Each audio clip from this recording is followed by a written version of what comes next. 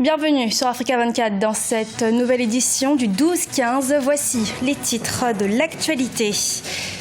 D'abord le Burundi, ensuite l'Afrique du Sud, suivi par la Gambie. C'est au tour du Kenya d'envisager très sérieusement son retrait de la CPI. C'est ce qu'a déclaré ce lundi 12 décembre dans un communiqué le président kényan Uhuru Kenyatta.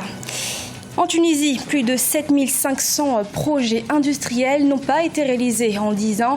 La complexité des procédures administratives serait à l'origine de ce manque de réalisation. En Égypte, l'auteur de l'attentat meurtrier contre une église copte ce dimanche 11 décembre a été identifié. Il s'agit d'un jeune homme de 22 ans ayant des liens avec les frères musulmans.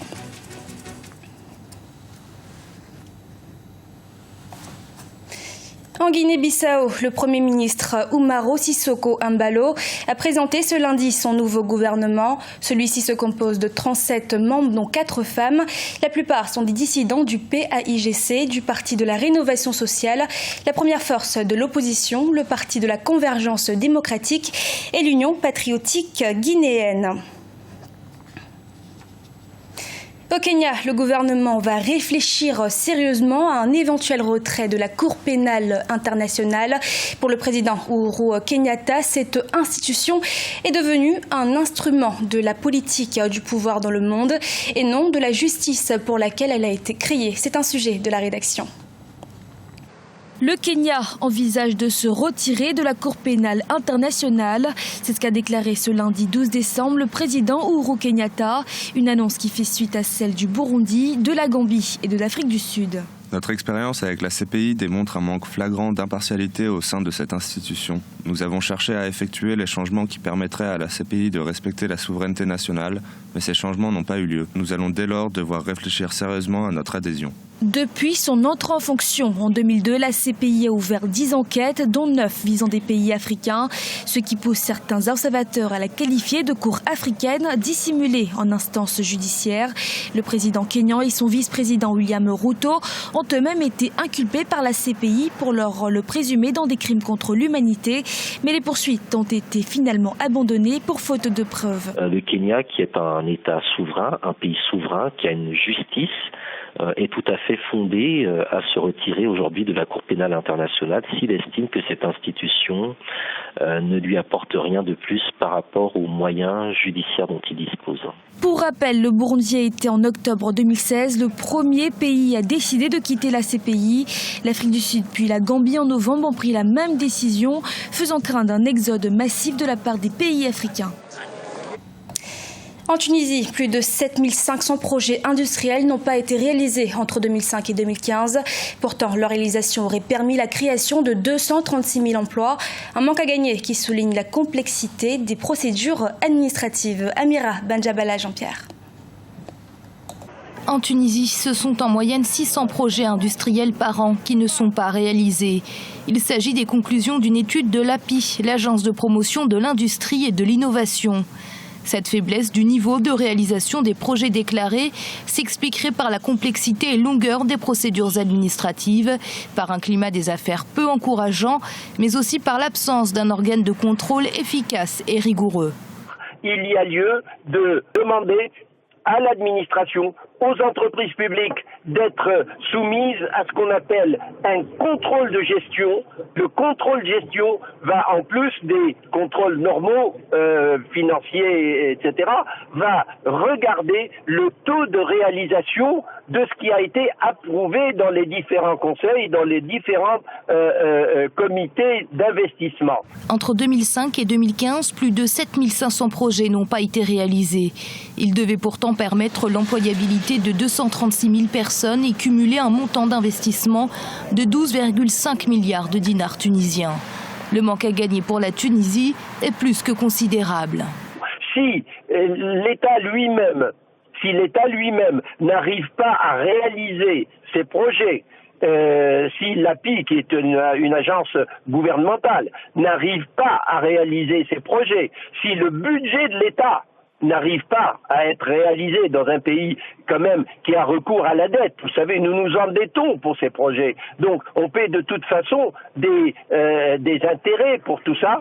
Et si on ne réalise pas en plus, c'est un surcoût qui n'est pas tolérable. La plupart des projets non réalisés concernent le secteur de l'industrie agroalimentaire, suivi par le secteur des industries mécaniques et électriques. En Égypte, l'enquête sur l'attentat contre une église copte du Caire avance. Les autorités annoncent avoir identifié l'auteur de cette attaque qui a fait au moins 24 victimes ce dimanche 11 décembre. Zahra Mohamed Moucho. Son identité est désormais connue. Elle a été révélée ce lundi 12 décembre par le président Abdel Fattah al-Sisi lors des funérailles nationales faites aux victimes de l'attaque de dimanche contre une église copte en plein cœur de la capitale égyptienne. Son auteur serait un kamikaze, un jeune homme qui portait une ceinture explosive. L'auteur de l'attentat est Mahmoud Shafik Mohamed Mostafa. Il a 22 ans et il s'est fait exploser à l'aide d'une ceinture explosive. Ce n'était pas une bombe. 3 hommes et une femme ont été arrêtés et 2 autres personnes sont toujours recherchées, a également précisé le chef de l'État égyptien. Dimanche, c'est tout un symbole qui a été visé. Le lieu ciblé était l'église Saint-Pierre et Saint-Paul qui jouxte la cathédrale Saint-Marc, siège du pape de l'église copte. Les autorités font état de moins 24 victimes selon un bilan toujours provisoire.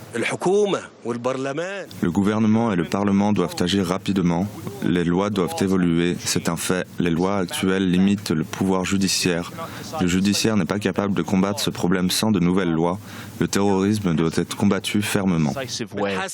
Les enquêteurs sont également sur la piste d'autres suspects. La communauté copte d'Égypte n'avait pas connu un pareil attentat depuis l'attaque qui avait fait plus d'une vingtaine de victimes. C'était il y a 6 ans à la sortie d'une église à Alexandrie.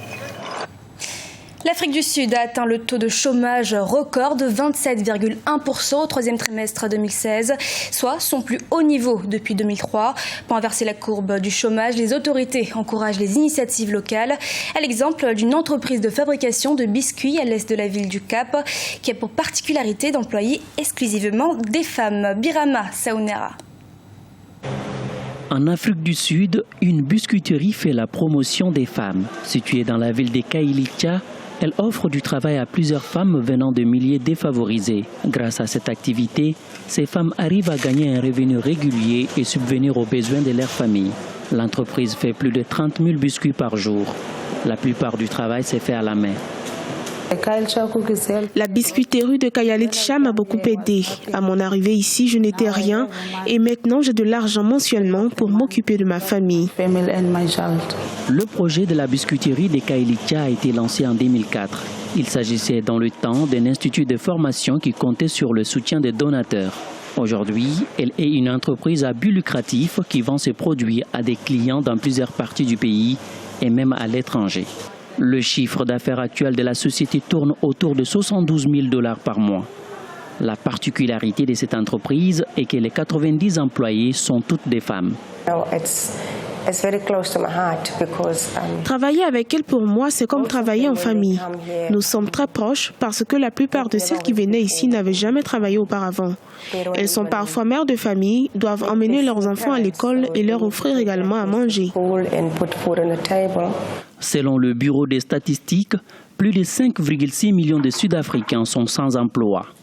Face à cette situation, le gouvernement encourage les initiatives locales. Des projets comme la biscuiterie de Kailicha sont de plus en plus nécessaires pour venir à bout du chômage dans la 2e plus grande économie d'Afrique. Ce journal a été réalisé par l'ensemble de la rédaction. Nous vous remercions de votre fidélité. Dans un instant, une nouvelle édition de l'actualité sur Africa 24.